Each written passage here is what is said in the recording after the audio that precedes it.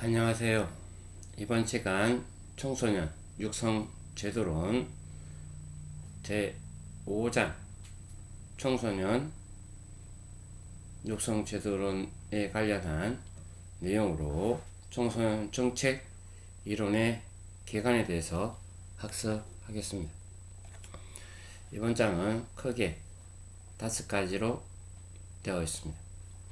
먼저 정책의 개념, 두 번째 정책의 모형, 세 번째 정책의 구성 요소, 네 번째 정책의 유형, 다섯 번째 정책 과정으로 나옵니다. 오늘까지는 실제 한 개의 영상으로 전체까지 다 보는 경우가 있으나 앞으로는 잘라서 2개 내지는 3개로 편집할 내용입니다. 그리고 실제 전체 75분을 기준으로 해서 다 있어야 될 시간들은 75분 기준으로 영상을 제작합니다. 청소년 관련한 정책 이론의 개관인데요. 이번 장에서 다루는 개요는 정책이 무엇인가에 대한 합치를 볼 수 없다는 내용에서부터 시작됩니다.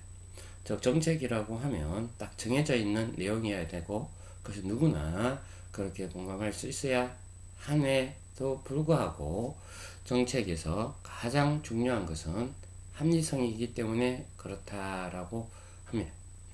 즉 상황에 따라서 합리적으로 판단할 수밖에 없다. 법의 맥락에 따라서 모든 것을 법적으로 규정하고 있으나 정책이라고 하는 것은 현실에 따라서 현실에 맞는 합리성을 추구하기 때문에 그렇다라는 것이겠죠. 합리성이 결여된 정책은 모순에 빠지게 되고 실효성이 없어지는 것입니다. 그래서 정책은 현실에 따른 또한 그 현실에 부합하는 실효성이 담보되는 정책이어야 하는 내용으로 합리성이 결여된 정책은 모순에 빠지고 실효성이 없어진다라고 말합니다.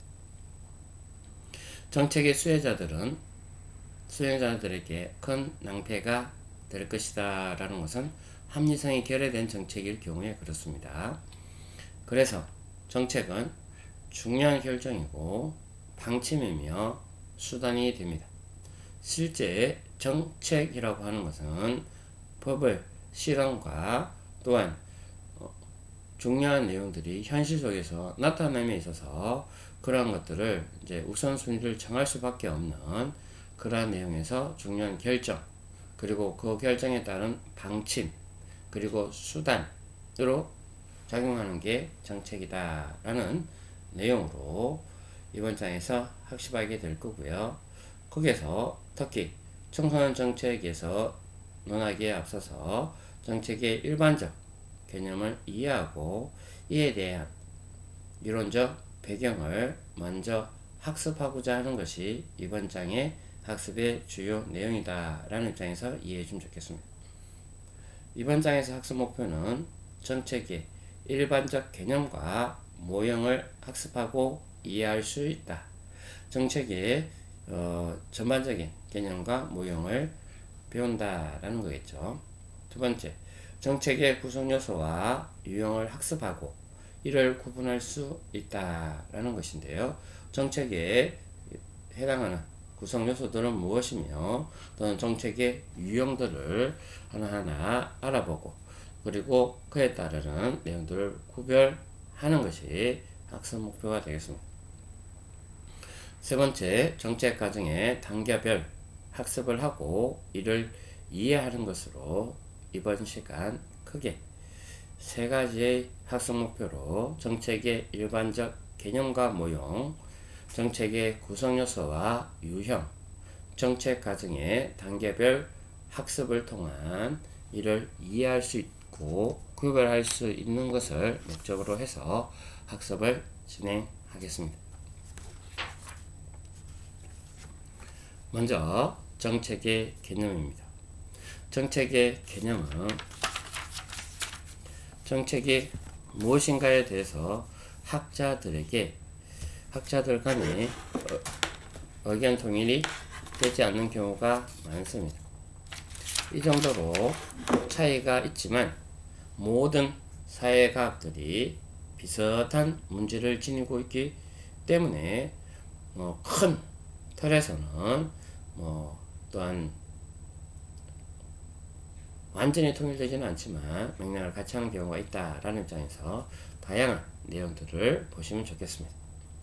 따라서 일반적으로 논의할 수 있는 정책을 간단히 정리하면 라스웰은 카플란의 공저에서 정책은 목적, 가치와 실현을 투사한 계획이라고 말하고 있습니다. 이때 계획은 일련의 행동, 경로를 의미하는 뜻으로서 정의되긴 하는데요. 라스웰은 정책이란 목적, 가치와 실행을 투사하는 계획이다. 정책이라고 하는 게 무엇을 이루고자 하는 목적, 가치와 또 실행하고자 하는 내용들을 실행의 결과를 미리 예측하고 그것을 투사하는 계획을 정책이다라는 입장에서 정책을 목적, 가치와 실행을 투사한 계획이라고 이야기하고 있습니다.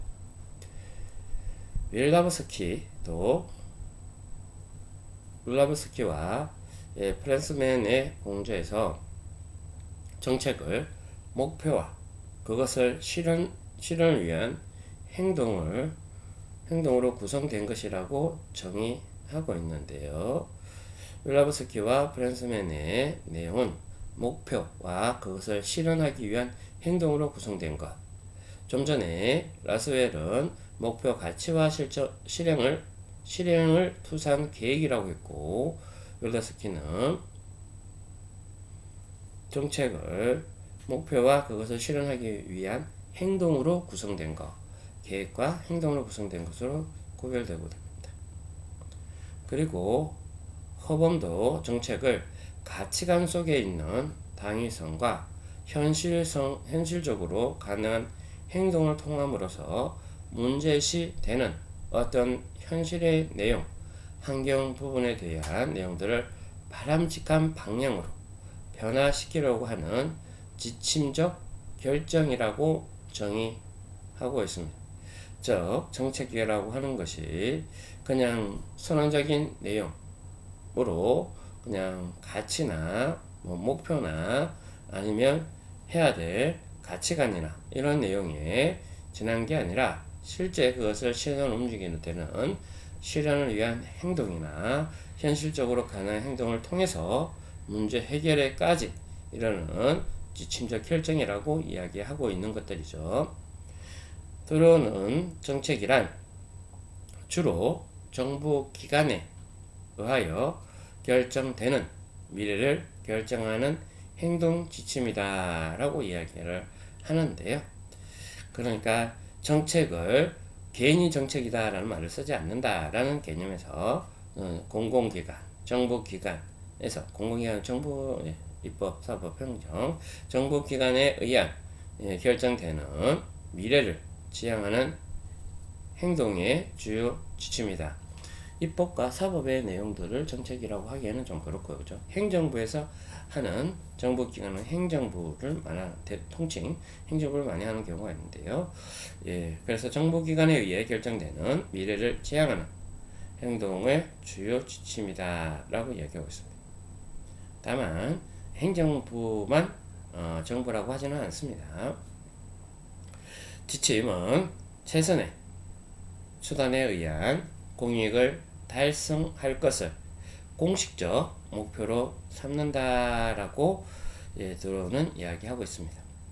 즉, 정보기관에 의한 결정되는 미래지향적인 행동의 주요 지침, 앞으로 나가야 될 방향성을 제시하는 내용이다. 지침이라고 이야기를 하는 거죠.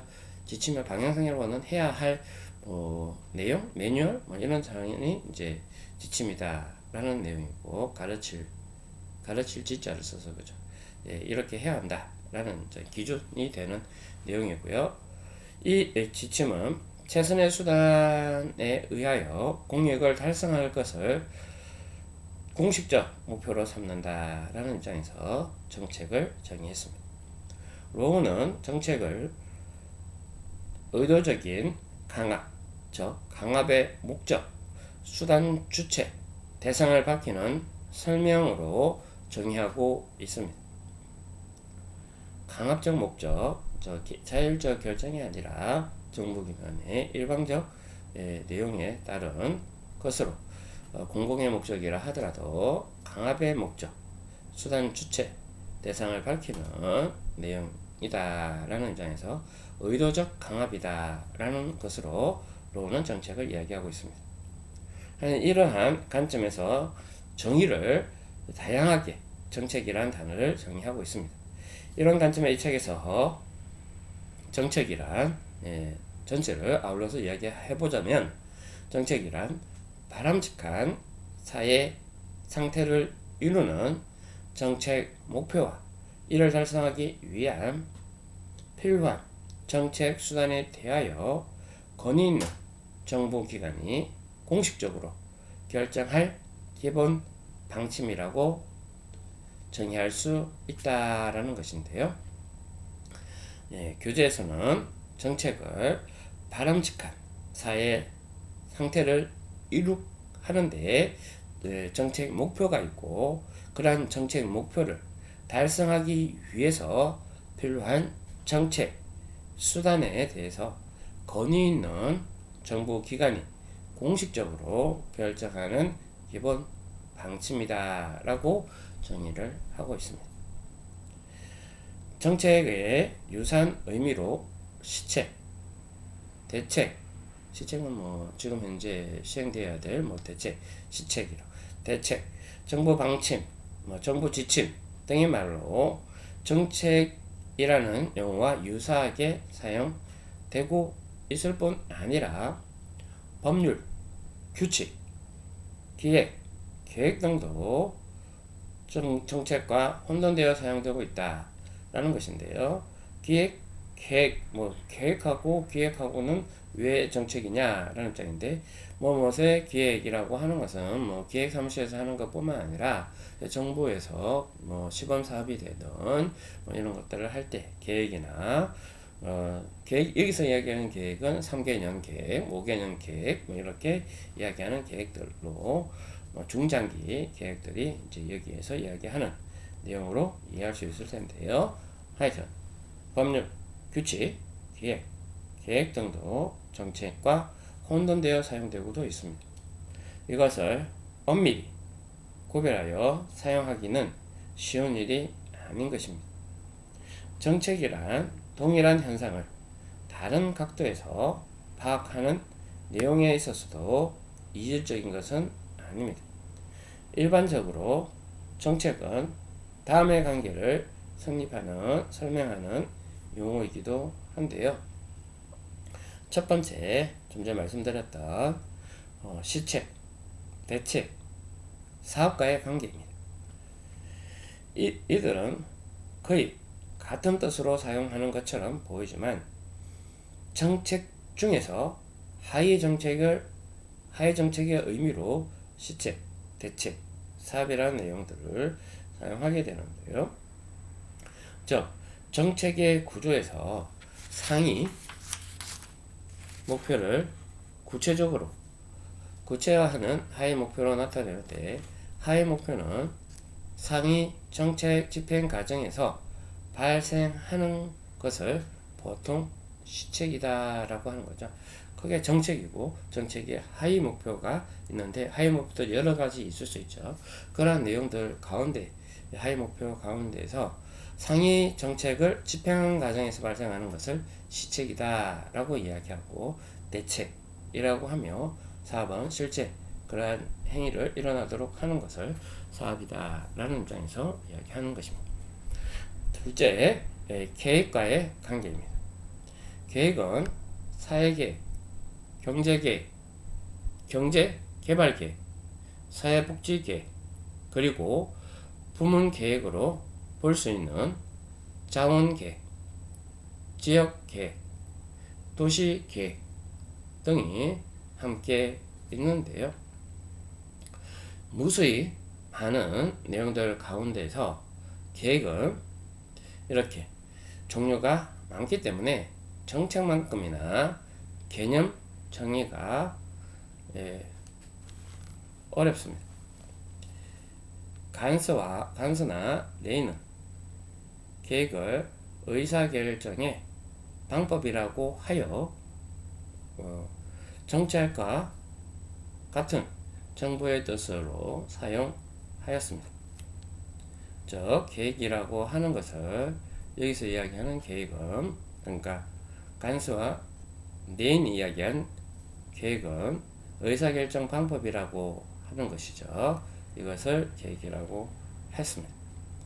또한 루스는 개발 계획을 국민 소득을 향상을 위하여 정부가 수행하고자 하는 수단에 대한 문서라고 정의하기도 했습니다.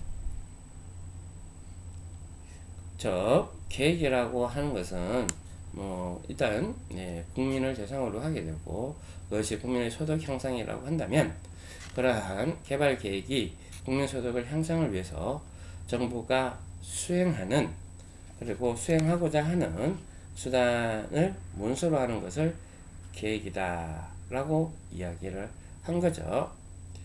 이렇듯 계획을 수립하는 행위 또는 과정을 기획이라고 부르기도 하는데요. 이상에서 말했듯이 계획은 그 구성 요소로서의 목표와 수단을 지니고 있으며, 정부 계획의 경우는 수립 주체도 정부이므로 정책과 공통적인 요소를 포함하고 있는 것입니다. 이것이 계획이다라는 것인데요. 두 번째, 계획과의 관계에서 하여튼 계획을 사회계획, 경제계획, 경제개발계획, 사회복지계획, 그리고 부문계획 등으로 볼 수 있는 그런 것들이 있고, 부문계획으로는 자원계획, 지역계획, 도시계획, 무수히 많은 계획들이 있다. 다만 이러한 계획들은 구성요소로서 목표와 수단을 지니고 있으며, 정부 계획의 경우에는 수립 주체도 정부이므로 정책과 공통적인 요소가 일부 있다라는 입장에서 볼 수 있겠습니다. 세 번째, 법률과의 관계인데요. 법률은 본질적으로 정책과 동일합니다. 법이니까요. 또 집행되어야 될 내용이니까 법률은 본질적으로 정책과 동일하다. 즉 법률도 목표가 있고, 법의 제1조 목적, 목표 이런 것들이 있잖아요. 그죠? 법률도 목표가 있고 최후 수단으로서 강제력이 보유되고 대상 집단으로 규제된 대상자가 있으며, 법의 내용을 실현한 정부의 강력한 의지가 있는 것에서 정책과 본질적으로 동일한 것입니다. 이 법률은 입법부인 국회에서 의회를 거쳐 국가의 중요한 정책도 반드시 국회의 의결을 거쳐야 하므로 법이 곧 정책이라고 하는 것입니다. 즉 정책에 의한 형태가 법률인 것이죠. 특히 강제력을 동원하여 국민의 권리 행사나 행동의 자유를 제한하는 규제 정책은 대부분 국회의 의결을 거쳐 정부에 의한 남용을 방지하는 법률의 형태를 띱니다. 그러나 모든 정책이 법률의 형태를 띠는 것이 아닙니다. 예를 들면 전문 기술과 권한을 가진 행정부가 법의 형태를 띠지 않고 결정하는 배분 정책도 많기 때문에 모든 것이 법의 형태로만 되는 것은 아니다라는 입장에서 일반적으로 법률도 본질적으로 정책과 동일하지만 모든 행정부가 하는 정책들이 법의 형태를 띠고 결정하는 배분 정책은 아니다라는 입장에서 볼 수 있겠습니다. 정책의 개념으로 일반적 개념에 대한 내용들을 학습하셨고 시책과 대책, 사업과의 관계, 계획과의 관계, 법률과의 관계에 대한 내용들을 학습했습니다. 두 번째, 정책의 모형입니다. 정책의 모형은 크게 6가지 모형으로 나누는데요. 제도주의, 집단 이론, 에일터 이론, 합리주의 이론, 점정주의, 그리고 체계 이론이라고 해서 정책의 모형을 교재에서는 6가지로 언급하고 있습니다. 정책이 무엇인가에 대해서 좀 전에 보신 것처럼 개념부터 또한 정책의 모형까지 다양하게 있을 수 있는데요. 교재에서는 6가지로 나눈다라는 입장에서 이해해 주시면 좋겠습니다. 첫 번째, 정책 모형 가운데서 첫 번째 제도주의, 소위 규제주의라고 이야기를 할 수 있는 내용 중에 기관주의라고도 합니다. 제도주의는 기관주의라고도 하는데요. 정책은 정부 제도에 의한 권위적으로 결정되고 집행하는 것을 말합니다. 뭔가 제도에 따른 내용이다 라는 것이죠. 정부 기관에 의한 결정, 적용 및 시행되기 전까지 공공정책이 될 수 없다는 것입니다. 정부기관에 의한 결정이나 적용, 시행이 되어야 공공정책이 된다. 기관주의라고 하는 것은 정부기관이 하는 그러한 내용이다 라는 것이겠죠. 이러한 제도주의의 접근 방법은 정부의 공식적 조직, 법적 기관, 절차 규정, 기능과 활동 등 공식적, 법적 측면의 정부 제도, 정부의 제도적 기구와 장치, 절차 등 미리 정해져 있는 제도를 의미합니다. 이것이 제도주의다라는 입장인데요. 하여튼 제도주의는 좀 전에 말씀드린 것처럼 행정기관의 공식적 조직, 부처기관, 절차 규정, 기능과 활동 등 공식적, 법적 측면의 정부제도, 정부의 제도적 기구와 장치, 절차 등 미리 정해져 있는 제도를 의미하는 것이 제도주의입니다. 두 번째, 집단 이론입니다. 집단 이론은 사회에서 많은 집단들로 구성되어 있으며 그중 정부도 하나의 집단에 집단이다 라는 입장에서 집단이라는 전제로 하여 정책이란 집단과 집단의 상호작용이 정치의 중요한 문제로 인식되어 집단 간의 투쟁의 산물로 보는 것을 말합니다. 이를 달리 말하는 정책은 주어진 순간 집단 투쟁에 의해 이루어지는 균형, 자신들의 이익을 계속 주장하는 집단 간의 형평이라고 보는데요. 균형과 형평이 하나의 집단 이론에서 중요한 키워드가 균형과 형평입니다. 균형이라고 하는 것은 여러 집단이 있다 그랬죠. 정부 집단도 그 중에 하나의 집단이다 라고 하는 거고요. 그러한 집단의 투쟁 속에서 이루어지는 게 균형의 내용으로 정책이다. 그리고 형평, 자신의 이익을 계속 주장하려고 하는 집단 간의 형평에 따라서 이루어진 게 정책이다 라는 입장에서 이야기합니다. 정책 결정은 둘 이상의 집단이나 조직 간의 이견과 이익 충돌의 조직 조정 과정으로서 합의한 의견이 정책 결정을 형성한다는 것을 말합니다. 이로써 집단 이론이라고 하는 것이 실제 정부 기관 하나만 있는 것이 아니라 사회에 많은 집단들이 있고 그중 정부도 하나의 집단인데 그러한 집단이라고 하는 전체로 해서 집단은 집단과 집단 간의 상호작용에 의해 중요한 문제로 인식하고 집단 간의 투쟁으로 인해서 투쟁의 산물로 정책이라고 이루어진다. 각각의 집단들이 있다. 말의 집단, 각 시군에서도 그죠.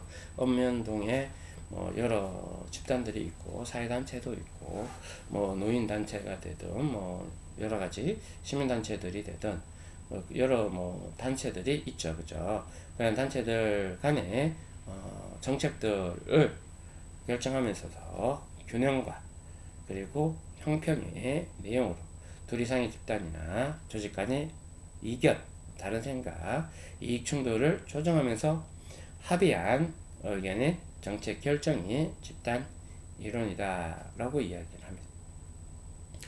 세 번째, 엘리트 이론입니다. 세 번째, 엘리트 이론은 지배 엘리트의 선호나 가치의 표현이 공공정책이라고 보는 것인데요. 즉, 정책은 국민의 욕구나 기대를 반영한다라고 하지만 소수 집단이나 개인의 의견, 즉 엘리트의 의견이 정책이 된다는 것입니다. 즉 엘리트 이론이라고 하는 것이 모든 사람들이 결정하지는 않는다. 일부 지배 엘리트들이 결정한다.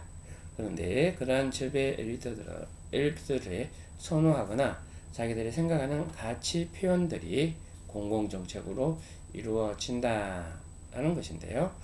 즉 정책은 국민의 욕구나 기대를 반영해야 하지만 소수 집단이나 개인의 의견, 즉 엘리트 의견들이 정책으로 이루어지는 경우가 많다. 그러니까 뭐라고 하죠? 상명하복 아니면 상부에서 지시 아니면 일방적 내용 가운데 행정주의, 행정 편의주의 이렇게 얘기하는 게 일방적 지시에 따른 내용들로 이루어지는 경우가 있다라는 내용에서 엘리트 이론으로 그 중에 이야기하지 않나 싶습니다. 이 이론은 사회를 권력을 가진 소수와 권력이 없는 대중으로 구별하여 대중은 많은 사람들이죠. 소수는 일부. 소수의 엘리트만이 사회의 가치를 소유하고 대중을 지배하며 다수를 대표한다. 일부가 다수를 대표한다라는 입장에서 엘리트 이론이라고 이야기합니다. 네 번째, 합리주의인데요. 합리주의란 정책이란 순 가치의 성취를 극대화하도록 정확하게 설계된 것으로 봅니다. 정책이라고 하는 게 가치들이 있잖아요. 그러한 가치들이 성취되는 내용들, 각각의 가치들이 여러 가치들이 있으니까 순가치라고 해서 실제 여러 가치들의 내용들을 잘 취합하는 내용들 가운데서 성취다 라는 내용으로 이해할 수 있을 텐데요. 여기서 순가치 성취란 사회에서 잘 알려진 가치를 성취하는 것을 뜻합니다. 이를 위해서 문제를 해결할 수 있는 모든 대안을 모색하고 각 대안들의 성과를 정확하게 예측하여 가장 효율적인 대안을 선택한다라는 입장에서 순가치, 그러니까 합리적으로 한다라는 입장에서 합리적인 정책 모형이라고 이야기하는 건데요. 합리주의에서 이야기하는 순가치의 성취다 라고 이야기하고, 오늘 말씀드린 것처럼 순가치의 성취는 사회에서 잘 알려져 있는 가치를 성취하는 것으로 이야기합니다. 그러니까 어느 정도 가치라고 하는 것들이 일순간 나온 것이 아니라 통상적인, 일반적인, 알려져 있는 내용들의 가치들을 성취한다는 뜻에서 순가치 성취라고 하는데, 이것이 문제를 해결할 수 있는 모든 대안을 모색하고 각 대안들의 성과를 정확하게 예측하여 가장 효율적인 대안을 선택하는 것으로 합리주의를 이야기합니다. 다섯 번째, 점정주의입니다. 점정주의에서 정책은 문제를 해결할 수 있는 가능한 모든 대안을 체계적으로 검토하는 것이 불가능하다는 것을 비판하면서 나오는 이론입니다. 점정주의는 정부 활동이 점진적인 수정을 계속적으로 하는 것을 점청주의라는 입장에서 이야기하고, 이런 것이 정책 결정 과정이라고 본다라는 것이죠. 문제를 해결할 수 있는 가능한 모든 대안들을 체계적으로 검토하는 것이 시간상으로 또 여러 가지 여건상으로 힘들다. 그래서 일단 먼저 시작하면서 여러 가지 내용들이 있으면 보완하겠다라는 입장에서 점정적 수정을 계속적으로 정책 과정에서 수반하는 행위로 보는 게 점정주의다, 단계주의다, 보완주의다, 이런 내용으로 각각의 이론에 따라서 달리 규정하기도 합니다. 여섯 번째, 체계 이론입니다. 공공정책이란 체계 외부의 요구에 대응하여 체계가 산출한 결과라고 보는 이론인데요. 이러한 체계 이론이라고 하는 것 자체가 여러 체계들이 있다라고 하는 것들이죠. 그러한 체계가 외부의 요구들이, 그러니까 사회 변화나 여러 가지 요구들이 생기게 되고, 이 요구에 대해서 대응하게 되어서 그 체계가 산출해내는 내용이다 라는 것인데요. 이스드는 정치 체계를 사회를 위하여 권위적으로 배분된 기능이 상호 관련된 구조와 가정의 집단이라고 하고, 정치 체계의 산출은 권위적인 가치 분배이며 이 배분이 공공정책이다라고 이야기를 했다라고 하는 거죠. 이스턴이 이야기하는 정치 체계라는, 아까 체계의 외부 체계들, 이런 체계들은 사회를 위해서 권위적으로 배분되어 있는 기능이 상호 관련된 구조와 가정의 집단이라고 하며, 이러한 정치 체계의 산출이 권위적인 가치 배분이며 그 배분이 공공정책이다라고 이야기를 하고 있는 내용들인데요. 정부기관, 시도, 시군구, 읍면동이라고 하는 내용에서 실질적으로 체계들이 있는 거죠. 이러한 체계가 사회를 위해서 권위적으로 배분된 기능들이 상호 관련된 구조와 그 과정에서 일어나는 내용들이다 라는 입장에서 체계 이론을 이야기하는 것이고요. 이런 체계 산출이 권위적인 가치 배분이며 이 배분이 공공정책이다 라고 이야기를 하고 있습니다. 교재에서 이 이론은 투입, 전환, 산출, 한류라고 하는 체계, 그러니까 인풋 그리고 아웃풋, 투입과 산출, 아웃풋이죠. 그래서 이제 전환, 트랜스레이트, 또 피드백, 한류라고는 피드백이라고 하는 내용으로 이러한 과정이, 한류는 한번 끝나는 게 아니라 지속적으로 다시 또 이루어지는 내용들로 되돌이표의 내용으로 볼 수 있는데, 단순한 되돌이표는 아닙니다. 산출의 결과를 보고 한류가 다시 또 결정되기도 하겠죠. 이러한 투입, 전환, 산출, 한류로 이어지는 과정을 이야기하는데요. 저 필요와 지지에 의한 사회 문제가 정책 문제로 채택되고 그 정책 문제가 정책으로 전환되고 최종 산출물로 만들어져서 새롭게 반영되는 과정이라는 입장에서 그러한 내용들이 이루어질 때 체계 이론이다 라는 입장에서 이런 과정들을 거친다 라고 이야기를 하는데요. 좀 전에 보신 체계 모형을 거기에 6가지 제도주의 그리고 집단 이론, 엘리트 이론, 합리주의, 점정주의, 체계 이론입니다. 제도 이론을 기관주의라고 했고, 이러한 제도주의 접근은 정부기관의 공식적 조직, 법적 기관, 절차 규정, 기능 및 활동 등 공식적, 법적 측면의 정부, 제도, 즉 정부의 제도적 기구와 장치 절차 등 미리 정해져 있는 제도를 의미하는 것이 제도주의의 특징이었습니다. 그리고 두 번째 집단 이론이라고 하는 것이 사회의 많은 집단들로 구성되어 있고 그중 정부도 하나의 집단이라고 보는 전제 아래서 집단 간의 상호 작용이 정치의 중요 문제로 인식되고 집단 간의 투쟁의 산물로 보며 이러한 집단 간의 투쟁이 이루어진 균형 자신들의 이익을 계속 주장하는 집단 간의 형평에 따라서 정책 결정이 둘 이상의 집단이나 조직 간의 의견과 이익을 충돌 조정 과정에서 합의한 의견이 정책 결정에 형성한다 라고 이야기하는 게 집단 이론이었습니다.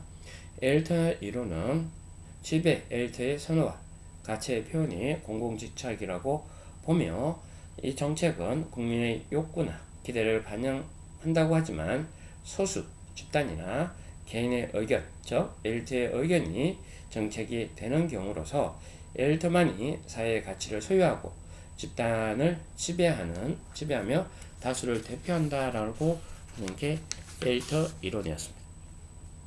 네 번째, 합리주의는 순가치 성취라고 이야기했는데요. 순성취 가치는 사회에서 잘 알려져 있는 가치를 성취한다라는 뜻이고 문제를 해결할 수 있는 모든 대안을 모색하고 각 대안들의 성과를 정확하게 예측하여 가장 효율적인 대안, 그러니까 순가치, 가치를 합리적으로 일건다 또한 효율적으로 한다는 입장에서 합리주의라고 이야기합니다. 다섯 번째, 점정주의라고 이야기했는데요. 정책이라고 하는 것을 문제를 해결할 수 있는 가능한 모든 대안을 체계적으로 검토하는 것은 시간적으로 불가능하기 때문에 일단 먼저 시행해가면서 점정적 수정 과정을 펼친다라는 입장에서 점정주의라고 이야기하고 점정적 수정이라고 하는 단어를 씁니다. 여섯 번째, 체계 이론인데요. 정책이란 체계 외부 요구에 대응하여 체계가 선출한 결과로 보는 것으로서 실제 투입과 전환 그리고 산출, 한류를 통해서 이루어지는 내용들이다 라는 것인데요. 정치 체계는 사회를 위하여 권위적으로 배분된 기능이 상호 관련된 구조와 가정의 집단이라고 하고 정치 체계의 산출은 권위적인 가치 배분이며 이 배분이 공공정책이라고 하는 것이죠. 이러한 내용으로 정책 모형에 대해서 교재에서는 6가지에 대해서 알아봤습니다. 세 번째, 정책의 구성 요소입니다. 정책의 중요한 구성 요소는 정책의 구성 요소입니다. 정책의 구성 요소는 크게 정책 목표, 정책 수단, 정책 대상자로 세 가지 목표, 수단, 대상이라고 이야기하는 내용으로 이 중 정책 목표와 정책 수단이 가장 이 세 개 중에서도 그래도 핵심적 요소다 라고 이야기하고요. 정책 대상을 합하여 정책 3대 요소라고도 합니다. 3대 요소는 정책의 목표, 수단, 대상자라고 이야기를 하고, 두 개, 더 크게 이야기하면 더 궁극적인 내용은 정책의 목표, 정책의 수단을 정책의 구성 요소로 이야기하는 경우도 있다라는 입장이죠. 정책의 대상이다 라고 이야기를 하는데요. 하여튼 먼저 정책 목표에 대해서 학습하도록 하겠습니다. 정책 목표란 정책을 통하여 이룩하고자 하는 바람직한 상태를 말합니다. 예를 들어 대도시, 교통정책에서는 교통의 원활이 정책 목표가 되겠죠. 정책 목표는 시간적으로 보아서 미래성과 방향성이라고 하는 게 있는데요. 가치 판단에 의존하기 때문에 주관적이며 규범적인 성격이 있습니다. 정책 목표의 종류는 목표가 달성하고자 하는 내용에 따라 나뉠 수 있는데요. 일반적으로 소극적 목표 또는 치유적 목표 그리고 적극적 목표 또는 창조적 목표로 나눌 수 있습니다. 그러니까 정책의 목표의 종류로 이야기하면 달성하고자 하는 목표의 내용에 따라서 소극적 목표, 치유적 목표와 적극적 목표 또는 창조적 목표로 나눈다라고 되어 있는 내용이고요. 실제 정책의 목표라고 하는 것이 말씀드린 것처럼 정책을 통해서 이루고자 하는 바람직한 상태, 그러한 상태를 정책 목표다. 소극적 목표는 치유적 목표, 적극적 목표는 창조적 목표로 크게 두 가지로 나눈다라는 입장에서 정책 목표를 나눈다라는 것이고요. 실제 좀 예를 드는 것처럼 대도시 교통정책이라고 하는 것이 교통의 원활하는 것은 차들이 이제 막힘이 없이 정체 없이 잘 흘러갈 수 있도록 한다라는 것이라서 도로가 되든 신호 체계가 되든 이런 내용들이 있겠죠. 그래서 정책의 목표라고 하는 것이 시간적으로 보아서 미래성과 방향성이라고 하는 것이 있고, 정책의 목표에 시간을 보았을 때 미래성, 방향성이라고 하고, 가치 판단에 의존하기 때문에 주관적, 규범적 성격도 띱니다. 시간적으로는 미래적 방향성이고 앞으로 나가야 될 방향, 미래적인 내용인 것이죠. 그리고 가치 판단에 의존하기 때문에 주관적, 규범적 성격이 있다라는 것으로 이해할 수 있겠습니다. 그리고 이러한 정책 목표를 크게 두 가지로 나누면 소극적 목표, 적극적 목표. 소극적 목표는 치유적 목표, 적극적 목표는 창조적 목표라고 이야기하는데, 먼저 소극적 목표는 문제 발생 이전에 존재하던 상태를 정책 목표로 삼는다. 문제 없는 것이 문제가 없다는 것은 현재 잘 되고 있다라는 입장이기 때문에 그렇게 생각하기 때문에 접근하는 게 소극적 목표다라고 하는 거고, 그래서 문제 발생 이전에 존재하는 상태로 정책 목표를 삼고 꾸준히 진행한다 라는 게 소극적 목표, 치유적 목표다 라고 이야기를 하기도 하는데요. 정책에 문제가 발생하지 않았던 상태로 되돌아가는 것을 목표로 한다. 치유적인 건 다시 돌아간다. 소극적이라고 부를 수 있습니다. 예를 들어 아파트 소음 방지를 정책의 목표로 하는 경우 소음이 없는 상태로 돌린다는 거죠. 소음이라고 하는 정책 문제를 해결하여 과거에 소음이 없었던 상태로 되돌아가고자 하는 목표를 말하는 것입니다. 그러니까 이제 소극적이라는 것은 원래 상태, 문제가 없는 상태로 만들겠다. 그러니까 기존에 발생하지 않는 정책으로 가는 게 소극적. 그러니까 일방향적인 그 문제만 해결하는 입장이기 때문에 치유적 목표라고 이야기한다라는 것이죠. 반면 적극적 목표는 과거에 경험해보지 않았던 새로운 상태를 창조하려고 하는 정부가 적극적인 태도를 취하는 경우입니다. 적극적으로 한다. 해보지 않았기 때문에 창조적 목표다라고 이야기하는 거죠. 예를 들어 2020년도에는 적어도 시군구 지역에 1개 청소년 시설을 의무적으로 설치하겠다라고 하는 목표 등이 이에 속합니다. 그러나 한 번도 경험 안 해본 거죠. 2020년도에 뭐 하겠다라는 거. 하게 됐으면 어떤 내용들이 일어날까? 뭐 이런 것들에 대해서는 해봐야 아는 거 아니냐라는 입장에서 일단 적극적으로 한다라는 것들이죠. 그러나 소극적 목표와 적극적 목표의 양자를 구별하는 것이 언제나 뚜렷한 것은 아닙니다. 과거의 경험에 해본 상태인지 아니면 새로운 경험을 한 상태인지 구별하기 쉽지 않은 경우가 많기 때문입니다.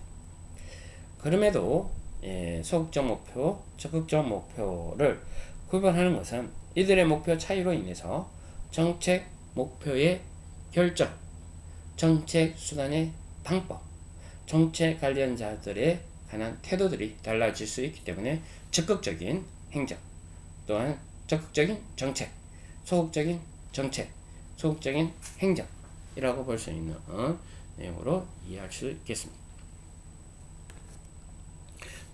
정책의 목표는 정책을 통해서 이룩하고자 하는 바람직한 상태라고 말씀드렸습니다. 다음, 정책 수단입니다.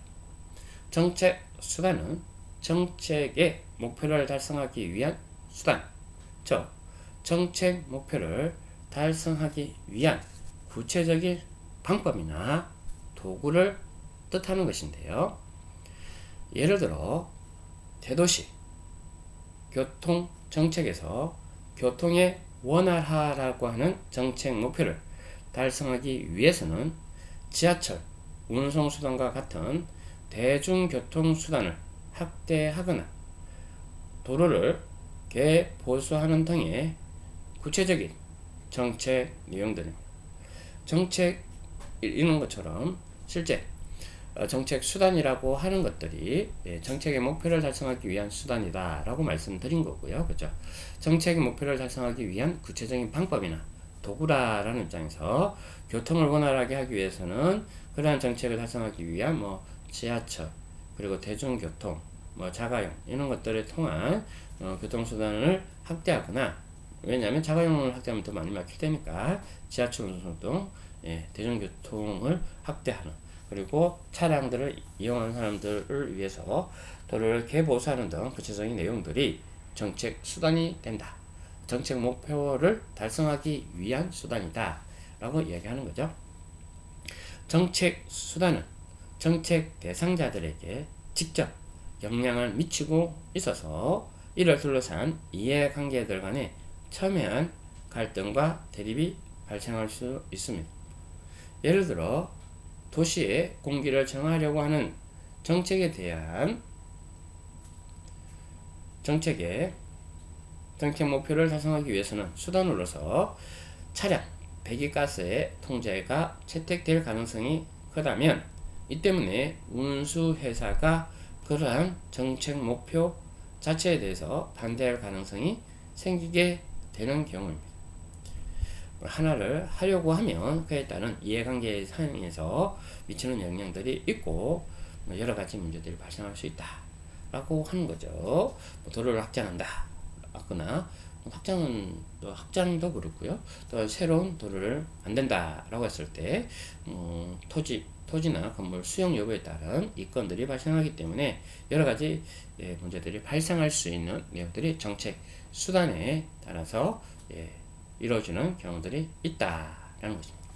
세 번째, 정책 대상자입니다. 정책 대상자는 정책에 적용을 받는 집단이나 사람을 의미하는데요. 대상, 정책의 대상. 그건 용어적인 내용이죠. 그죠? 정책에 적용받는 사람이나 대상을 의미합니다. 이에 정책 수혜를 받는 사람들을 수혜 집단, 정책 때문에 희생당하는 사람들을 넓은 의미로 정책 비용 부담자라고 이야기를 하는데요.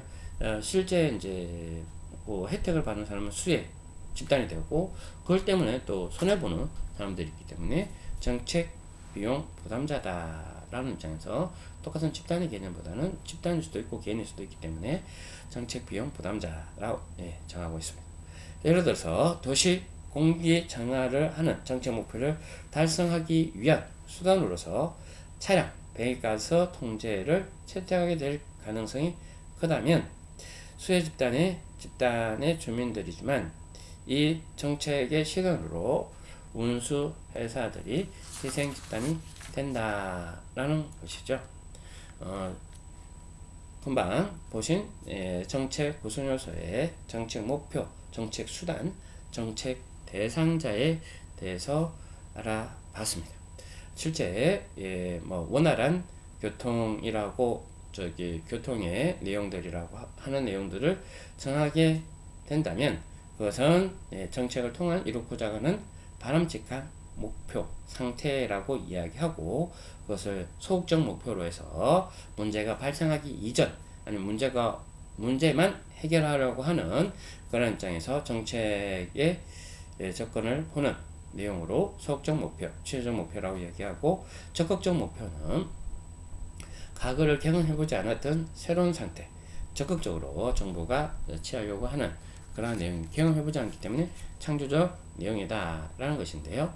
이 목표들이 소극적과 적극적 목표로 혼돈될 수도 있고 혼돈될 수밖에 없는 경우가 있으나 구별하려고 하는 것은 목표의 결정, 정책 수단의 방법, 정책 관련자들의 정책에 대한 태도들이 달라지기 때문에 정책 목표를 이렇게 나눈다 라는 것이었고요. 정책 수단은 말 그대로 정책 목표를 달성하기 위한 수단이다 라는 내용인데 다만 정책의 수단에 따라서 정책 대상자들 간에 직감적적으로 그리고 영향을 미치고 있어서 직접적 영향을 미치는 이해관계인들 간의 첨예한 갈등이나 대립이 발생할 수 있다 라는 것이었습니다.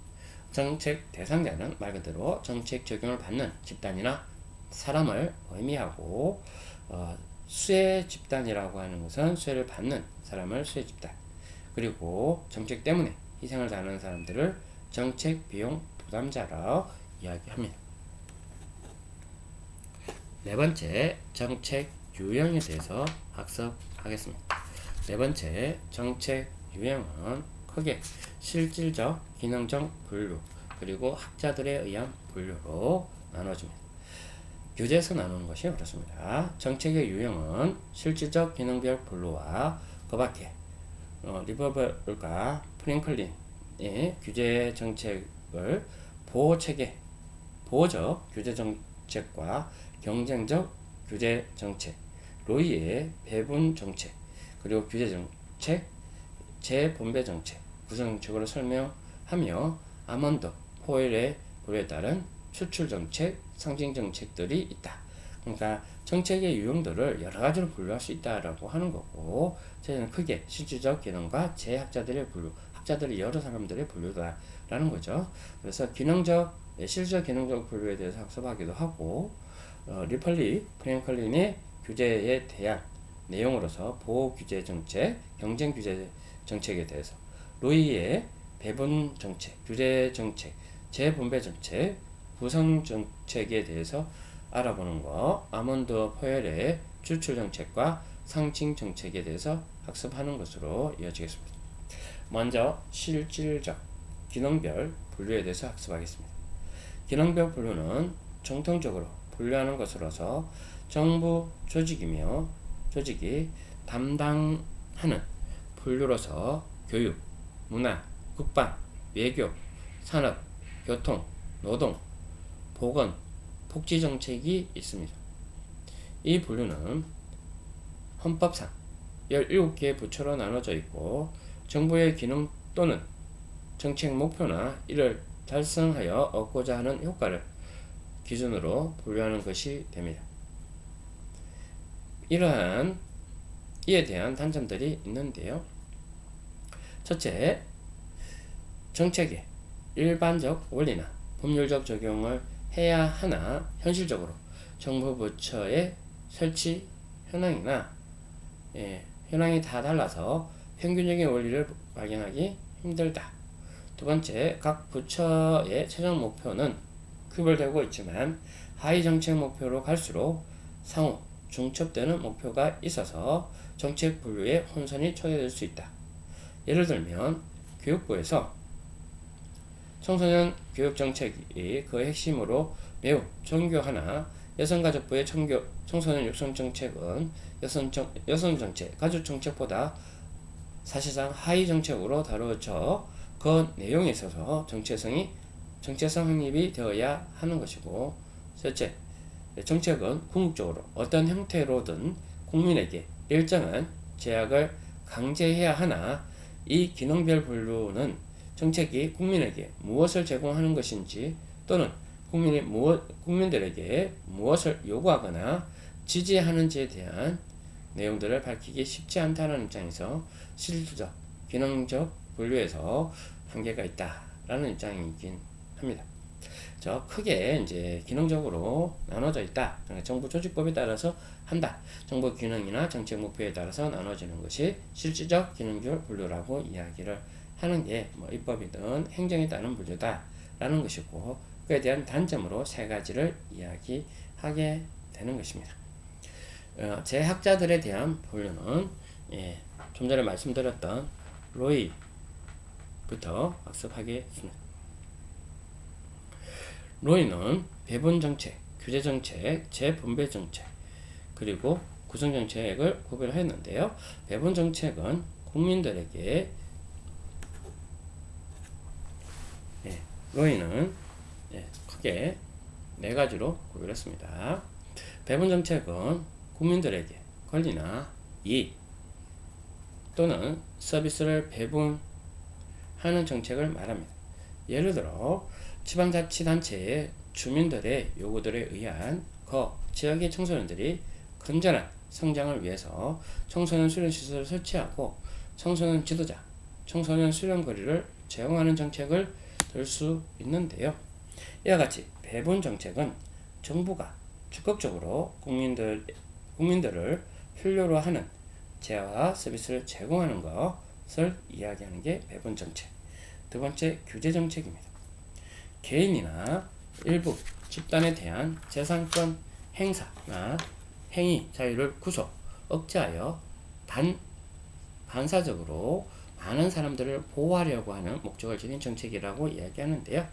예를 들어 청소년 수련활동의 안전을 위해서 19세 미만의 청소년을 대상으로 하는 청소년 수련활동의 실시 계획을 신고하도록 하고, 신고 수리된 내용을 인터넷에 공개하여 국민이 정보를 활용할 수 있도록 하는 사전 신고제를 들 수 있습니다. 규제한다라고 하는 거죠. 재분배 정책.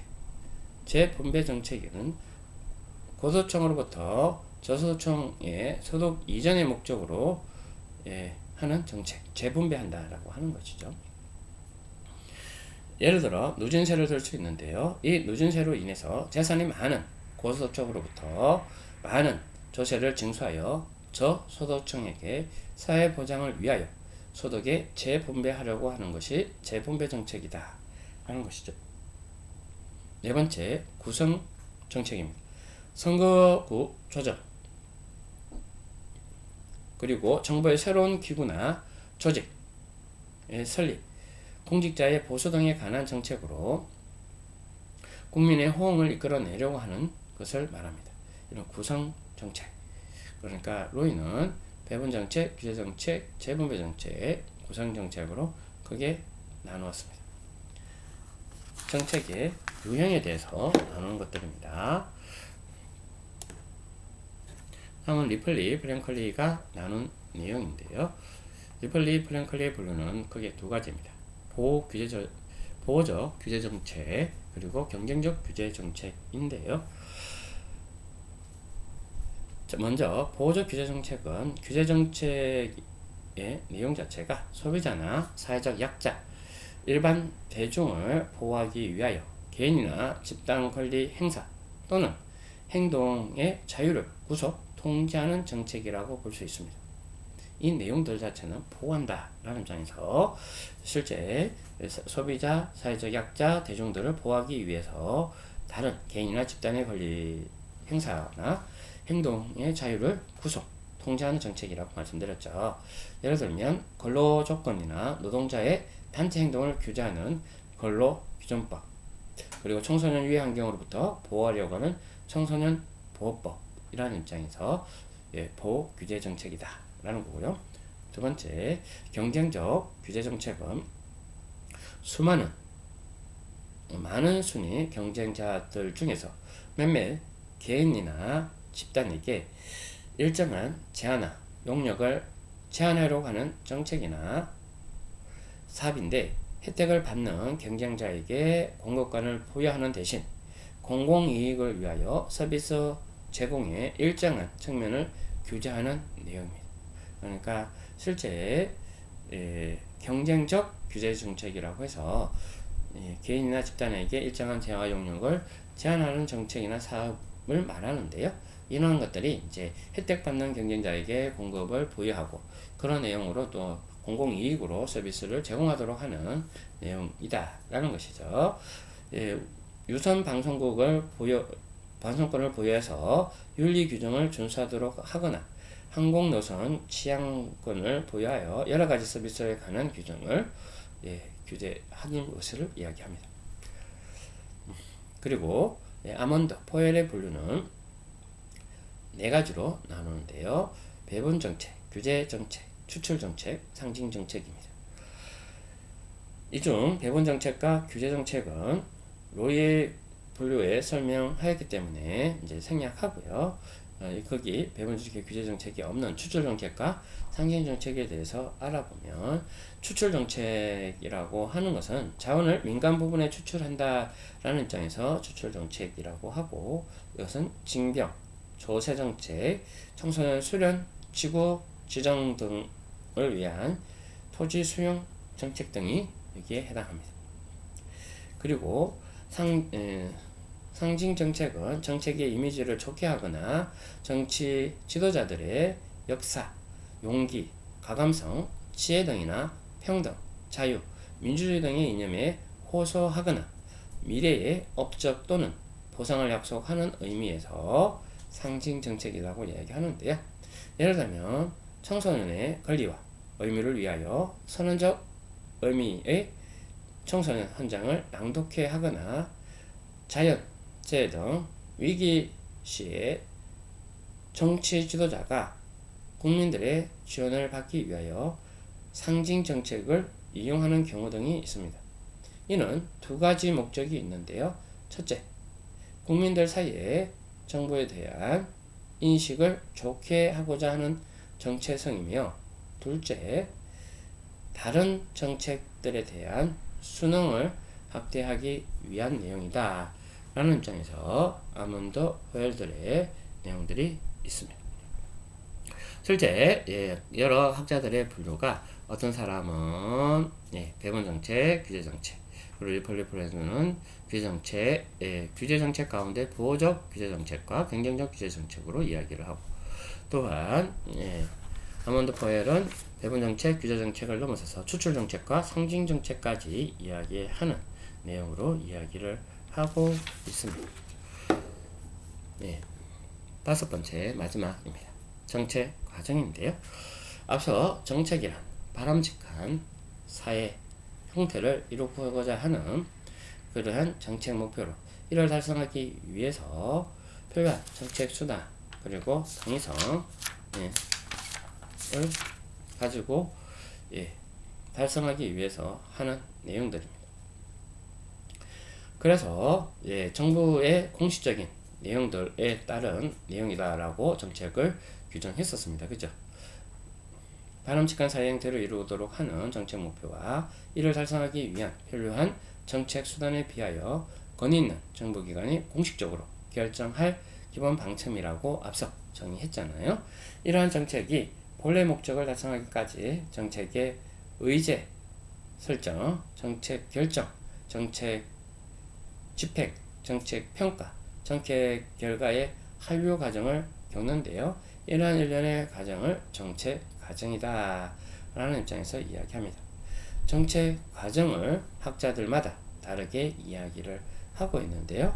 라스웰은 정책 과정을 정보 수집 및 처리, 그리고 관심 유발, 처방, 행동화, 적용, 종결, 평가로 7단계로 제시했고, 드로우 개념은 기본 방침 결정 단계, 정책 결정 단계, 정책 결정 이후 단계로 3단계로 나눴습니다.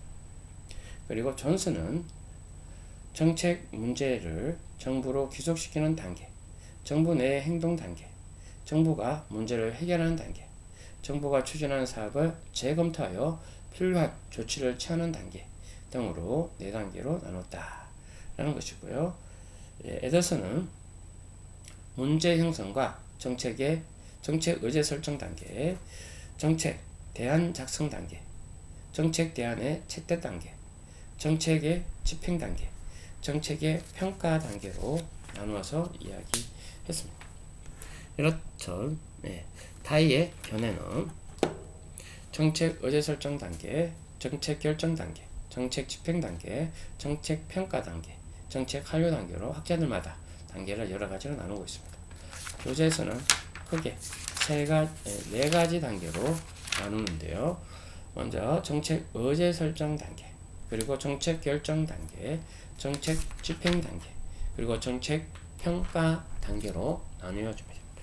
먼저 정책 의제 단계는 특정한 사회 문제가 정책 해결을 위한 정책 담당 기구의 관심의 대상으로 부각되며 그것을 정책 집중 대상 항목으로 선정 또는 채택하는 과정을 이야기합니다. 이러한 과정을 사회 문제인지, 사회 이슈인지, 공중 의제, 그리고 공식 의제의 설명, 그리고 이슈 제기, 이러한 4단계의 내용으로 실제 선정 및 채택 과정은 사회 문제 여부를 먼저 판단하고, 그리고 문제 사회 정책의 단계로 이 사회 문제를 부정적인 견해를 갖고 있거나 해결해야 될 문제들을 이슈화하는 내용이죠. 그리고 쟁점, 공중 의제 단계로 이야기하는 것은 체계 의제라고도 하는데요. 일반 대중의 주목을 받을 가치나 정부가 문제 해결하는데 적당하다는 것을 인정하는 사회 문제가 공중 의제 문제입니다. 4번째, 쟁점의 공식 의제 단계란 공중 의제화된 사회 문제에 대해서 정부가 그 해결책을 위한 관심과 행동을 집중화함으로써 이루어지는 단계라고 볼 수 있습니다. 이 밖에도 실제 정책 의제 단계로서 콕과 앤더슨은 외부 주도 모형, 동원 모형, 내부 접근 모형으로 분류하고, 외부 주도 모형은 정부가 외부에 있는 집단을 주도로 하는 내용에서 실제 의제를 채택하고 정부가 강요하는 모양이라고 하면서 이슈 제기, 구체화, 확장, 진입 과정으로 설명했습니다. 동원 모형은 이슈가 정부 내부에서 생성되고 자동적으로 정부 의제가 되고 성공적인 정책 집행을 위해 공중 의제로 확산시키는 과정을 이야기하며, 3번째, 내부 조건 모형은 정부 내 관료 집단에 의한 주도되고 사회 문제가 공식 의제로 채택되는 모형으로 이야기하는 게 3가지의 내용으로 외부 주도 모형, 동원 모형, 내부 조건 모형으로 이야기합니다. 다음, 좀 전에는 정책 의제 설정 단계였고, 2번째, 정책 결정 단계입니다. 정책 의제 설정 단계에서 정부 의제로 채택된 정책 문제를 바람직한 상태로 해결하기 위해 정부는 정책 목표를 세우고 정책 수단을 강구하는데, 이때 정책 목표와 정책 수단 간에 어떠한 형태, 여러 가지 형태들이 있는데요. 이런 것을 정책 대안이라고 하며, 이 정책 대안을 개발하고 비교 분석하여 정책 선택을 하려고 하는 일련의 행위를 정책 결정 단계다라고 합니다. 이런 정책 결정 단계는 미래지향적인 미래지향적이고 행동 지향적이며 합리적 분석 과정이고 가치적 정치적 형태여야 합니다. 그리고 문제 정의와 목표 설정 그리고 목표들 사이에 사이간의 우선 순위 결정 정책 대안 탐색 그리고 개발 설계 대안 결정의 미래 예측 및 비교 평가 최적 대안 선택 단계 등이 있습니다. 나머지 학자별로 유형을 달리하는 내용들도 있고요. 실제 이러한 내용들이 이제 중요하기도 하는데요. 부족한 부분은 책을 보고 참조하시면 어떨까 합니다. 세 번째, 정책 집행 단계입니다. 정책 집행 단계는 일련의 정책 과정 가운데서 정책 과정과 정책 평가 단계 사이에서 이루어지는 실천적 단계로서 정책 내용을 실현시키는 것을 의미합니다. 정책 집행 단계를 크게 네 가지로 이야기하는데, 첫 번째, 정책 집행의 작성 단계, 정책 지침의 기능과 SOP 개발, 그리고 PDRT, CPM의 내용으로 정부 정책 작성 단계라고 이야기합니다. 두 번째, 자원의 확보와 배분 단계, 예산이라고 하고요. 세 번째, 실현 단계, 실현 활동 단계. 네 번째, 그러한 실현들이 잘 이루어지고 있는지 감시, 감독 단계입니다. 이렇게 정책이 실제 집행되는 내용이고요. 네 번째, 정책 평가 단계를 이야기하는데요. 거기에 네 가지로 이야기할 수 있습니다. 정책 결정에 관하여 알게 된 것이 무엇이며 정책 집행 결과로 무엇이 발생했는가를 파악하기 위해 과학적 방법을 적용한 것이고, 세 번째, 정책이나 사업이 의도하는 목표에 어느 정도 효과적으로 달성되었는가에 관한 객관적, 체계적, 경험적으로 연구하는 것이며, 넷째, 정책 결과의 가치에 관한 정보를 제공하는 것을 의미하는 게 정책 평가가 갖는 의미입니다. 여기서 형성평가에 대해서 이야기하는 내용으로 크게 형성평가로 프로그램 평가, 정책 평가, 프로그램 전략 평가, 능력수 평가, 적합성 평가, 그리고 내부 평가, 델타 평가, 발전적 평가라는 내용으로 이야기를 하고 있는 단어들이 있습니다. 그죠?